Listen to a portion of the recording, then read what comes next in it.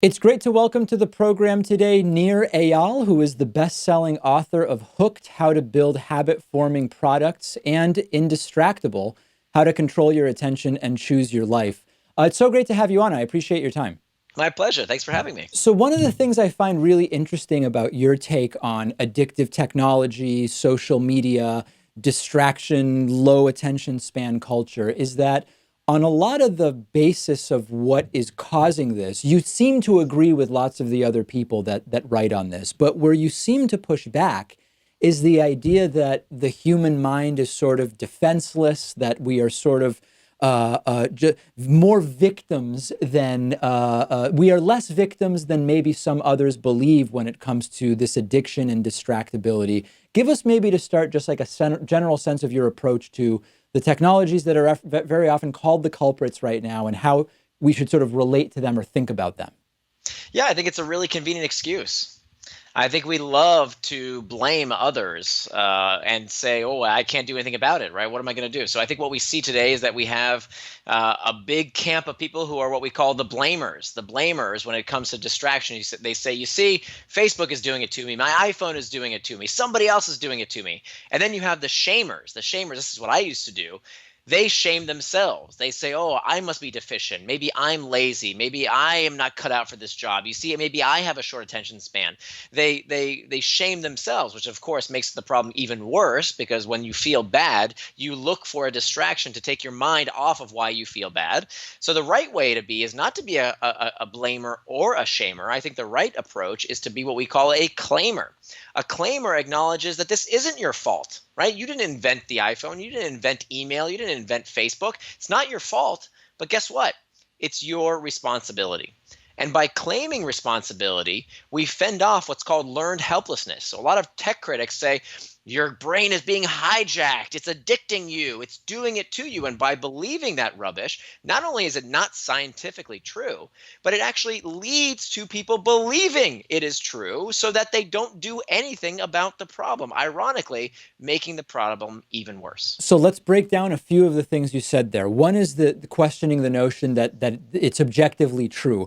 I mean, I want to dig into that a little bit because I'm guessing you would grant that the sort of variable rewards system of something like scrolling Facebook does something different in the brain than like having a novel sitting near your desk when you're working. Like that, there is something different about that. Would you concede at least that much?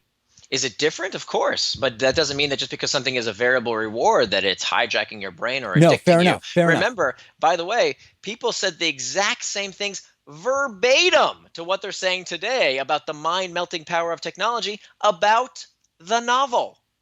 They Yes, talked about how novels were going to enfeeble men's minds and women. Oh, certainly. women should never be exposed to novels because they thought they would become, lascivious and all these terrible things would happen. Same exact thing. What happened? We adapted. That's what happened. We So changed our that's behavior. the question, I guess, which I want to get to, which is you've pointed out that oftentimes, like distraction at work, is less about Facebook is sitting there on your desk, but maybe more about the company culture, the job that you're in, that there are Sure. other things that need to be considered.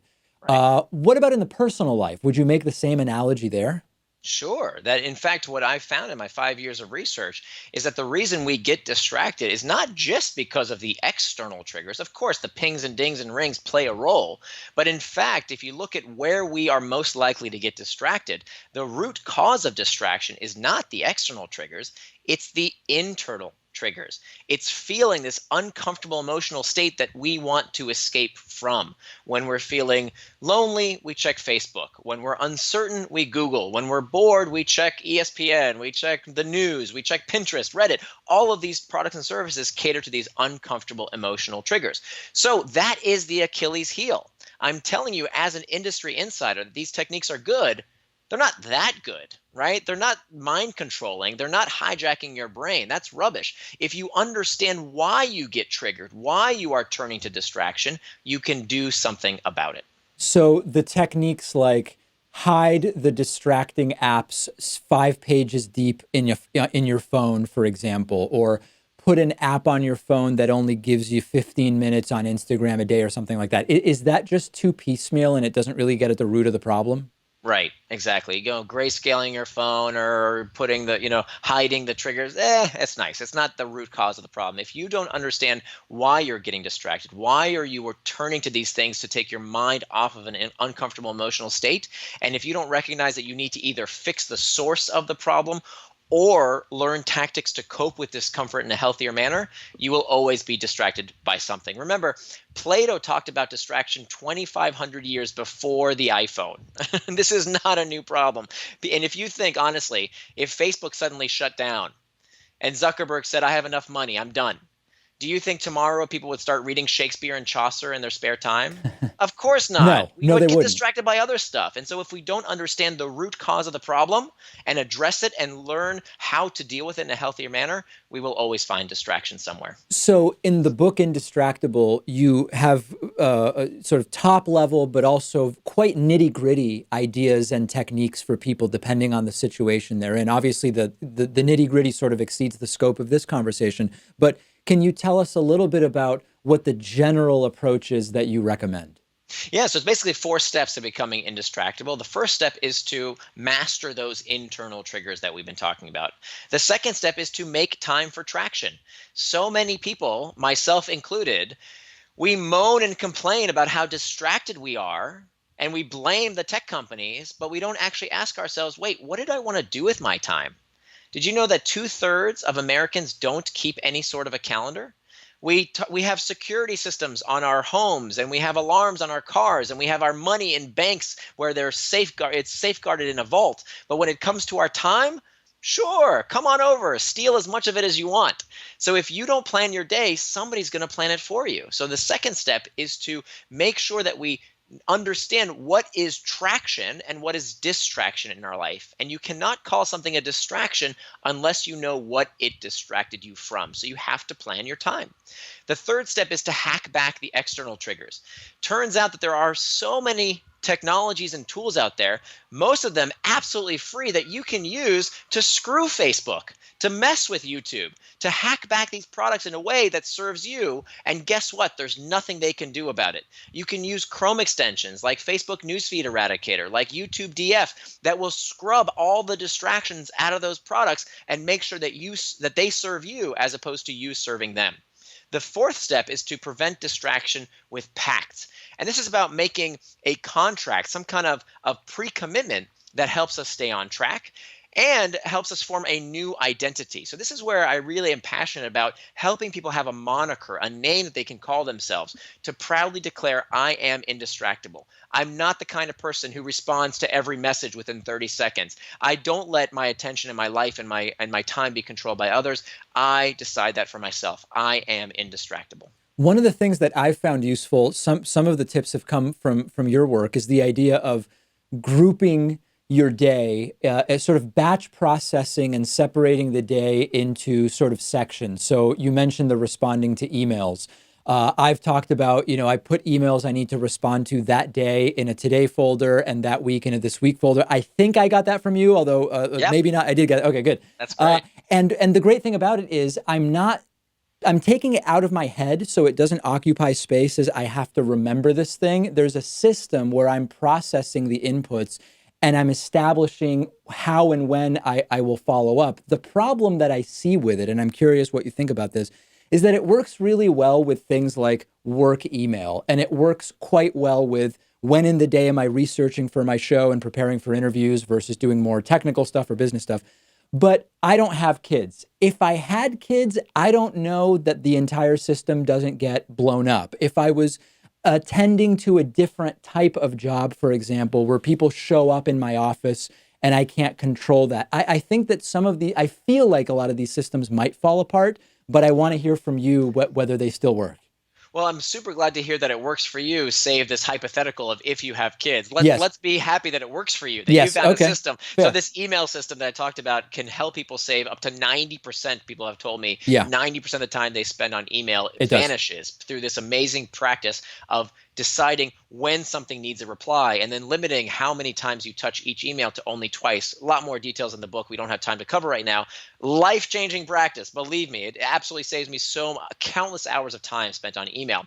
And it turns out that this practice of time boxing, I do have kids. I have a little girl who's 11 years old, and these same exact practices can be adapted for anyone in any situation. I've talked to people who have many kids who use this practice, all sorts of different jobs. The idea here is to help you do whatever it is you think is important. I want to help you live out your values, not to tell you what your values should be. So if physical fitness is important to you, is that on your calendar? If spending time with your kids is important to you, have you made time for it? If being an available friend is important, that should hold time on your calendar as well. What I think most people do, myself included, I used to only make time for the work stuff, and everybody else would get the scraps, right? Including myself. Time for working out, time for sleep, time for taking care of myself, whatever was left over is what I would get.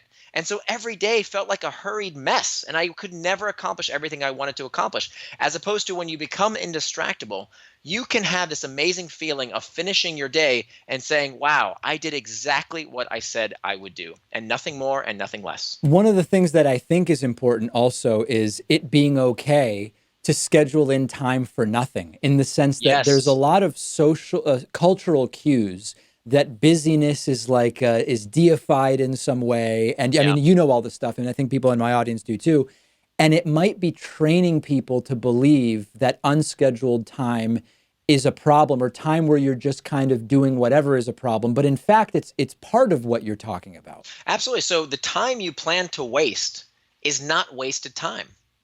I don't say that you should only plan productive stuff or work stuff. I want you to plan time for meditation if it's important to you, or prayer if it's important to you, or painting, or taking a walk, or staring at the cracks in the ceiling. I don't really care. What I want you to do is to do whatever you yourself want to do, which includes time for social media.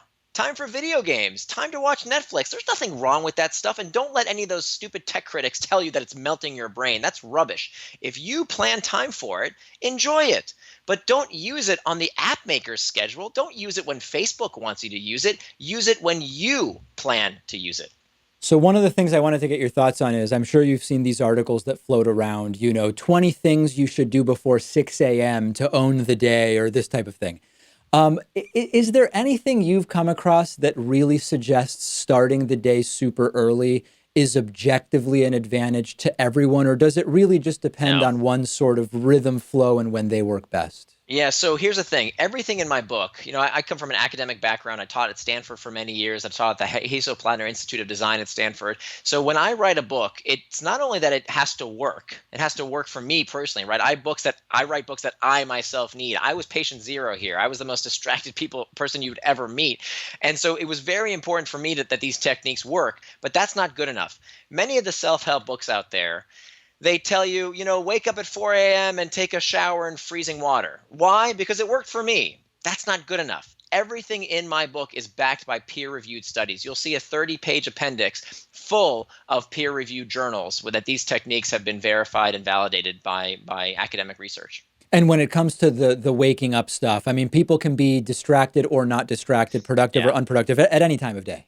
That's right. It's not about if you like waking up early and that suits you, great, do it. If you like to meditate, great, do it. But my idea here is not to tell you that you should do those things. What I want to help you do is do what, let's face it, you already know what to do. Right? We all know, right? We need to stop this obsession of, oh, if I only knew the secret, if I only knew the magic answer. You know already. You want to get into shape? You know how to get into shape. You want to have better relationship with your friends and family? Be fully present. You want to do better at your job? Do the damn work, especially the hard stuff that other people don't want to do. The problem isn't that we don't know what to do. The problem is that we don't know how to stop getting distracted from doing the things we know we want to do. The book is called Indistractable: How to Control Your Attention and Choose Your Life. We've been speaking with the book's author, Nir Eyal. Thank you so much for spending some time with me today and telling us about the book. My pleasure, David. Thank you.